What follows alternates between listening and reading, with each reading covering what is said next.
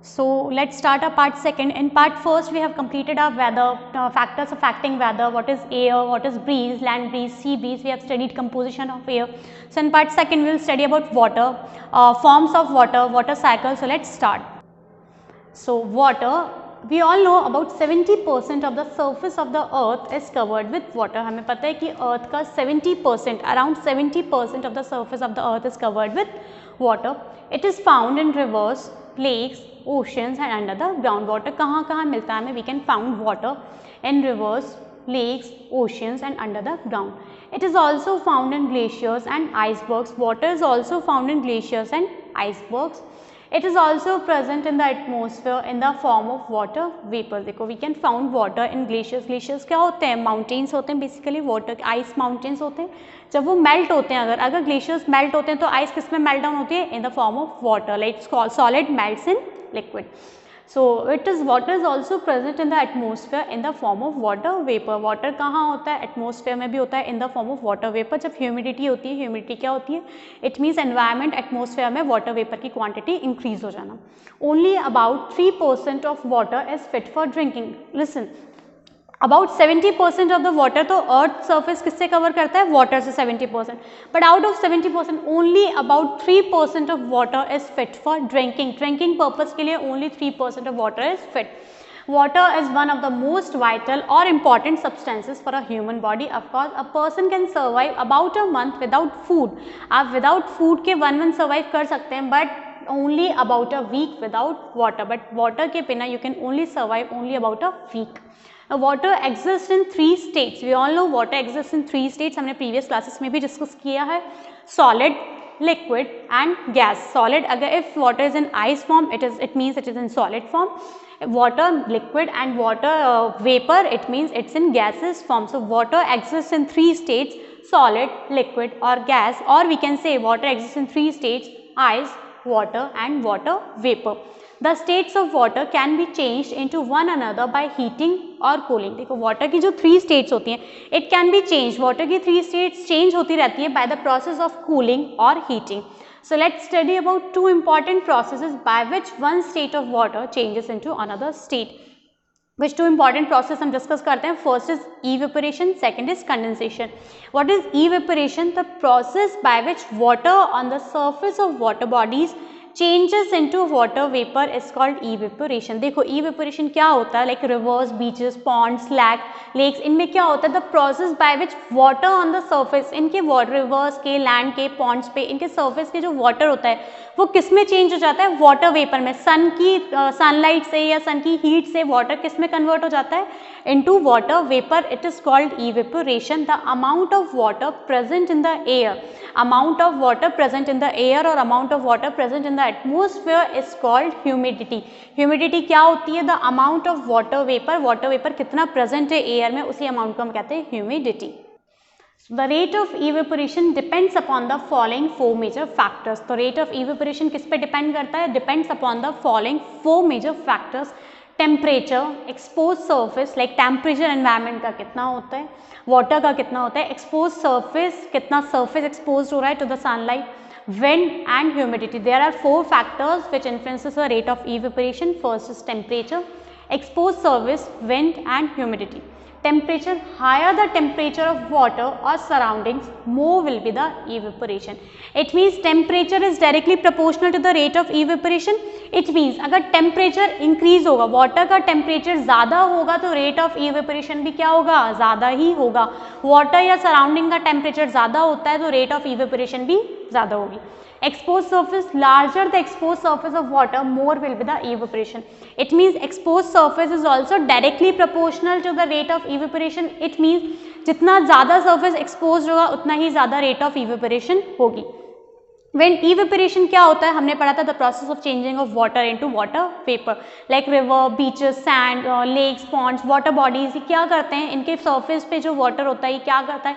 Heat up होके convert हो जाता है into water vapor sunlight की वजह से. When stronger the wind blowing over the exposed surface of water, more will be the evaporation. It means wind is also directly proportional to the rate of evaporation. Wind भी क्या होता है? Directly proportional होता है to the rate of evaporation. It means stronger the wind blowing over the water. Water surface के ऊपर जितनी strongly wind blow करेगा उतनी ही ज़्यादा rate of evaporation होगा.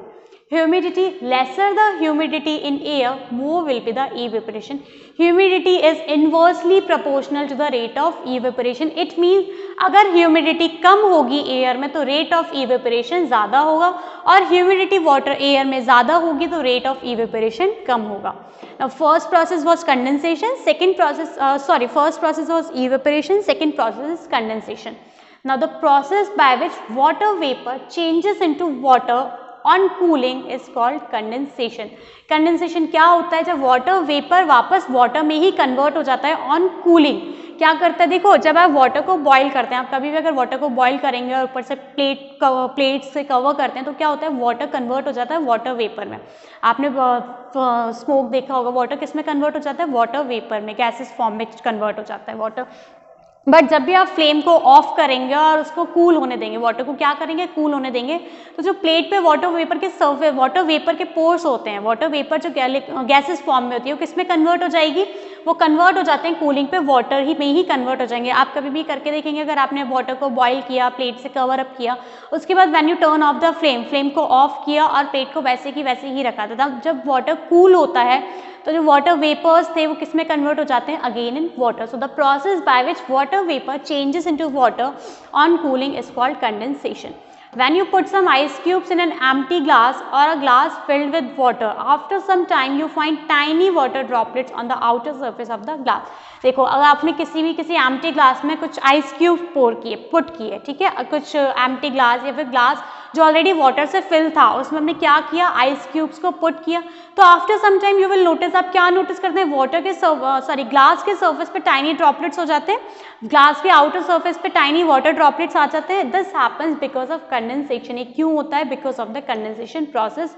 When water vapor in the air comes in contact with the outer side of the cold glass, water vapor जो होता है एयर में वो किससे कांटेक्ट करता है? वो comes in contact with the outer side of the cold glass. It cools down on the outer surface and changes into its liquid form and forms tiny droplets. और वो किस में कन्वर्ट कर लेता है? लिक्विड फॉर्म में convert कर लेता है और टाइनी ड्रॉपलेट्स फॉर्म करता है. In winter, इस time you may have seen tiny droplets of water present on the grass and leaves. देखो, विंटर टाइम में क्या होता है? मैं ग्रासेस गार्डन में आप जाएंगे तो ग्रासेस और लीव्स पे भी वाटर की टाइनी ड्रॉपलेट्स नजर आती है. They are form due to the condensation of water vapour present in the air. ये क्यों फॉर्म करता है? क्योंकि condensation of water vapour present in the air. और अगेन वही चीज होती है कि surrounding water vapour in the air comes contact with the outer side of the surroundings. Now water cycle, the drops of water on the outside of the glass filled with cold water does not come from inside the glass. ऐसा नहीं है कि बाहर के पानी से ही outer glass के outer surface की tiny droplets form हो जाती है. No, it actually comes from the water vapor present in the atmosphere which condense into water near the cold surface of the glass. Now water cycle, water from ponds, rivers, lakes and seas evaporates and changes into water vapor. हमने evaporation में यही पढ़ा था. Processing क्या होता है? Water from ponds, rivers, lakes, seas और water bodies. Water basically water from water bodies evaporates and changes into water vapor. In the sky में क्या करता है? जब वाटर वेपर में कन्वर्ट हो गया तो in the sky it condenses to form small drops of water. Sky में क्या होता है? It condense to form small drops of water. और जब ये small drops of water they join together, the small drops of water join together to form clouds. Water की small drops ही togetherly join करते हैं to form clouds. When these clouds passes through colder regions, जब ये clouds क्या करते हैं? Clouds move करते हैं, तो when these clouds passes through colder regions they get cooled further. ये और ज़्यादा क्या हो जाते हैं? ठंडे हो जाते हैं. and the water drops become bigger and heavier. Water drops क्या होती है? बिगर, बड़ी होती जाती है एंड हैवियर होती जाती है. when the water drops become very heavy, और जब वाटर ड्रॉप बहुत ज़्यादा हैवी हो जाती है, क्या हो जाती है? Water drops become very heavy, they fall down as rain on the earth. उसके बाद वाटर ड्रॉप्स कैसे फॉल डाउन करती है? on the earth in the form of a rain, and this is called precipitation. so water cycle क्या होता है? the cycle of evaporation, condensation देखो क्या हुआ था, वाटर किस में कन्वर्ट हुआ, वाटर वेपर में, फिर वाटर वेपर क्या हुआ था जब वाटर के स्मॉल स्मॉल ड्रॉपलेट्स किस में कन्वर्ट हुए, वाटर में कन्वर्ट हुए, स्मॉल स्मॉल ड्रॉपलेट्स सॉलिड में कन्वर्ट हुए। उसके बाद क्या हुआ था, बिकम वाटर काफ़ी ज़्यादा हैवी हो गया था, क्लाउड्स फॉर्म हुए थे, क्लाउड्स काफ़ी हैवी हो गया, बिगर हो गया, and they fall down on earth in the form of a rain and which we called precipitation. So this cycle of evaporation, condensation and precipitation of water goes on continuously in nature.